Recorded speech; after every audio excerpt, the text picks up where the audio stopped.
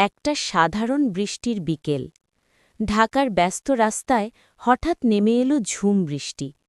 সবাই যখন বৃষ্টির থেকে বাঁচতে দৌড়াচ্ছিল, ঠিক তখনই বাস স্ট্যান্ডে এক মেয়ের ছাতা জোর বাতাসে উল্টে গেল। পাশেই দাঁড়িয়ে থাকা রাফি এগিয়ে এসে বলল, আমি কি একটু সাহায্য করতে পারি? ছাতাটা ঠিক করে দেওয়ার পর দুজনেই একই ছাতার নিচে দাঁড়িয়ে রইল। সেই বৃষ্টির শব্দের মাঝেই শুরু হলো ছোট ছোট কথা, নাম, পরিচয় আর অজানা এক মিষ্টি অনুভূতি। তারপর কয়েকদিন পর আবার একই বাস স্ট্যান্ডে দেখা। রাফি একদিন সাহস করে বলল, জানো, সেই বৃষ্টির দিন থেকেই তোমাকে ভালো লাগতে শুরু করেছে। মেহরিন একটু হেসে বলল, হয়তো সেই দিনটাই ছিল আমাদের গল্পের শুরু। কখনো কখনো একটা সাধারণ বৃষ্টির দিনই জীবনের সবচেয়ে সুন্দর ভালোবাসার গল্প হয়ে যায়।